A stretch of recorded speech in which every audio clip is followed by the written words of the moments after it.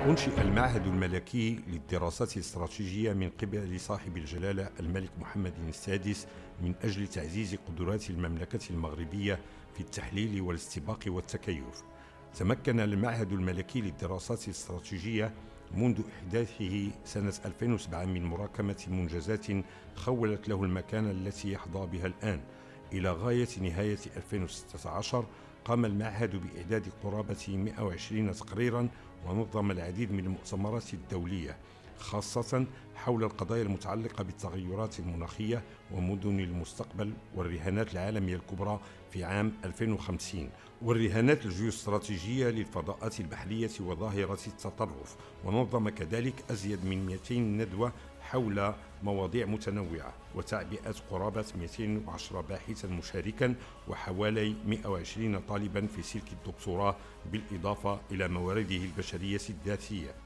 يتوفر المعهد اليوم استنادا إلى تموقعه المتميز الذي مكنه من اقتحام حقل تفكير شمولي ومن الاشتغال على قضايا ذات أفق زمني بعيد على عدة مؤهلات، من بينها اكتساب كفاءة فعلية في دراسة القضايا الاستراتيجية خاصة تلك المتعلقة بالرابط الاجتماعي، التغيير المناخي والتنافسية الشاملة والرأسمال اللامادي. L'IRES est également un centre de réflexion, un centre de débat serein qui réunit à la fois le monde universitaire, les décideurs politiques, les opérateurs économiques et la société civile. C'est un centre de débat pour l'éclosion d'idées qui permet aussi d'organiser des conférences internationales avec les think tanks avec lesquels l'IRES est en relation. باعتماد مقاربة متعددة الأبعاد، تمكن المعهد الملكي للدراسات الاستراتيجية من تنمية خبرة نوعية في مجال العلاقات الدولية، وذلك تجسيدا للرسالة الملكية ل30 غشت 2013. لقد وضع المعهد جهازا للرصد واليقظة المستقبلية على المستوى الوطني والدولي والعالمي. كما يحظى المعهد بمركز متميز للتوثيق والمعلومات خاصة في مجال الأبحاث المستقبلية. إبراز المعهد الملكي للدراسات الاستراتيجية كمركز للنقاش البناء يرسخ تقاطع الرؤى حول إشكاليات متعددة، وكذا الدور المتنامي الذي ما فتئ المعهد يطلع به فيما يخص الدبلوماسية الفكرية. القضايا الاستراتيجية التي يقوم المعهد بتحليلها هي تلك التي لها تأثير فعلي على مسار تنمية البلاد. في هذا السياق قام المعهد بإنجاز عدة برامج دراسات وتقديم مقترحات سياسات عمومية من أجل التصدي للتحديات التي وجب على المملكة المغربية مواجهتها. مكن التفكير الاستراتيجي للمعهد حول الرابط الاجتماعي من تحديد مختلف مظاهر العيش المشترك بالمغرب، وكذا نقاط القوة والضعف، بالإضافة إلى الوقوف على المخاطر التي تهدد التماسك الاجتماعي والسياسي والكيان الوطني. وقد مكنت دراستين على الصعيد الوطني سنتي 2011 و2016 من رصد تشريح لنسيج المجتمع المغربي.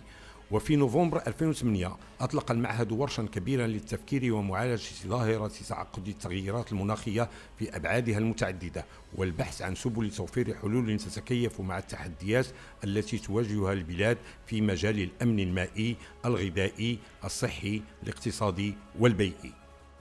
La question du changement climatique fait l'objet d'un programme d'études depuis la création de l'Institut. Donc on y travaille pratiquement depuis 9 ans sur cette question. On a accumulé énormément. C'est une question très complexe, réellement très complexe. Nous l'avons abordée sous un angle, d'abord dans une phase écosystémique, avec l'étude des écosystèmes, le littoral, les forêts, les montagnes, les oasis, etc., la question de l'eau.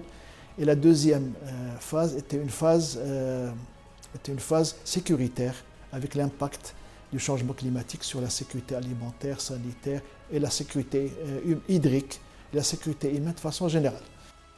كما خصص المعهد تقريره الاستراتيجي لسنة 2017 للرهانات الكونية للمحيط الحيوي مع التركيز على التغير المناخي والبصمة الإيكولوجية. وفي إطار مساهمته في فعاليات المؤتمر المتعدد الأطراف كوب 22 نظم المعهد لقاءين دوليين، عرض في الأول نتائج تقرير استراتيجي 2017 حول الرهانات الكونية للمحيط الحيوي، أما الثاني فخصص للاستراتيجيات الاستباقية للتكيف مع التحديات المناخية والبيئية.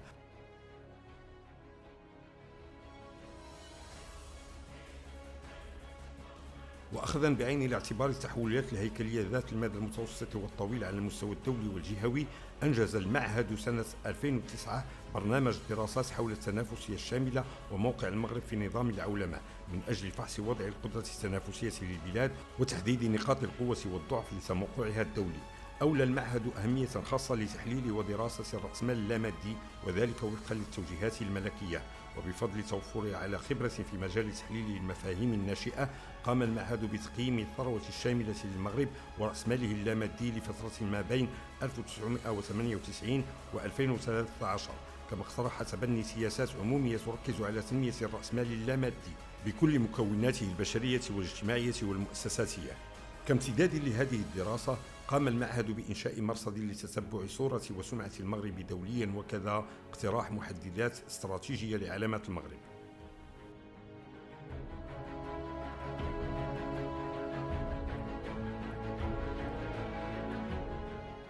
وكانت الرسالة الملكية الموجهة إلى سفراء جلالة الملك بتاريخ 30 غشت 2013 التي تعتبر القاعدة الأساسية للرؤية الجديدة للدبلوماسية المغربية دعوة للمعهد الملكي للدراسات الاستراتيجية إلى تكريس جهوده للمجال الدبلوماسي ولمختلف القضايا المرتبطة بالعلاقات الخارجية للمغرب في مختلف المجالات السياسية منها والاقتصادية والاجتماعية والثقافية والبيئية. في هذا الصدد تابع المعهد عن كثب تطورات قضية الصحراء المغربية، وقام بتحليل شامل لعلاقات المملكة الخارجية ودبلوماسيتها في مختلف المجالات، مع إيلاء اهتمام خاص لمناطق الانتماء الجغرافي للمغرب خاصة إفريقيا.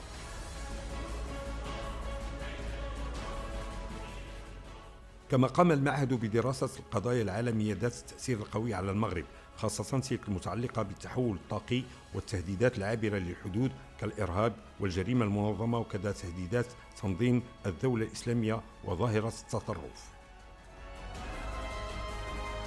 تشكل الدراسات المستقبلية واليقظة الاستراتيجية ركائز التفكير الاستراتيجي الذي يقوده المعهد الملكي للدراسات الاستراتيجية.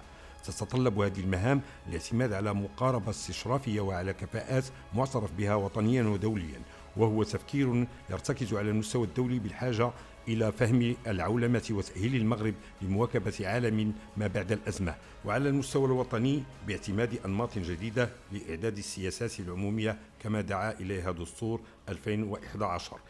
من أجل إعطاء بعد دولي لمنظومة اليقظة الاستراتيجية المتقدمة، قام المعهد الملكي للدراسات الاستراتيجية بتشكيل فريق عمل دولي لخبراء الاستشراف. مكن اللقاء الأول لهذا الفريق الذي عقد في يوليوز 2016 من تصميم وبلورة رؤية شاملة للعالم تثري الرؤية الغربية التي كانت سائدة حتى الآن، وذلك مع الأخذ بعين الاعتبار خصوصيات الدول الصاعدة والنامية.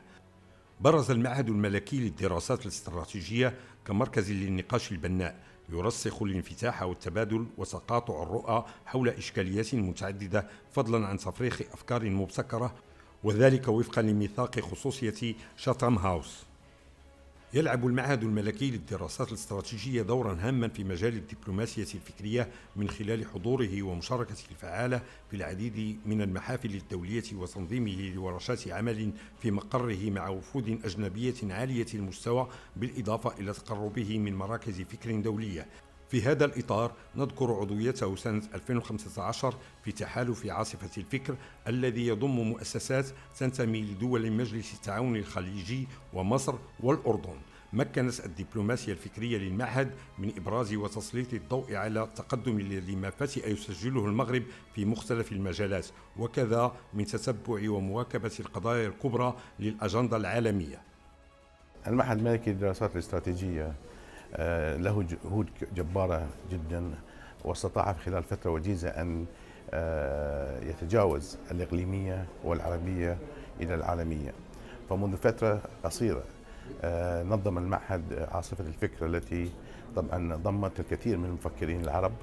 هذه المواضيع الهامة جدا التي يتناولها المعهد في الحقيقة هي مواضيع عالمية جدا ولها أهمية دولية، ويستطيع من خلالها طبعا أن يبرز على المستوى العالمي. Bon, comme vous le savez, l'Union européenne est très engagée au Maroc depuis très longtemps dans beaucoup de différents domaines. Il y a une vaste gamme de différents programmes dans pratiquement tous les secteurs.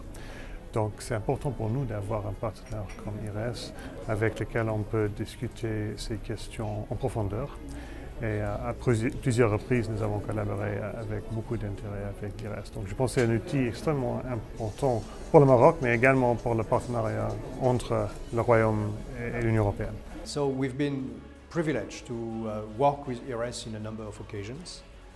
For us as United Nations, we value this type of partnership. We like when we have a think tank with whom we can interact and that can play a role of convener of all stakeholders to discuss, engage and review major policy issues that may be important today but that are going to be even more important tomorrow and in the future.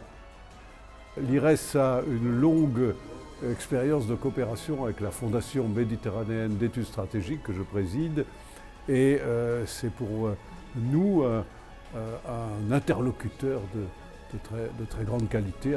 Nous travaillons avec l'IRES depuis de très nombreuses années, peut-être 10 ans déjà, et chaque fois que nous venons ici et qu'eux viennent en France, eh bien, nous avons le sentiment que nous faisons un travail très positif ensemble. Tout ce que nous pouvons faire à tous les niveaux, à la fois au niveau de la recherche, mais aussi au niveau des opérationnels, au niveau militaire, au niveau sécurité, c'est important.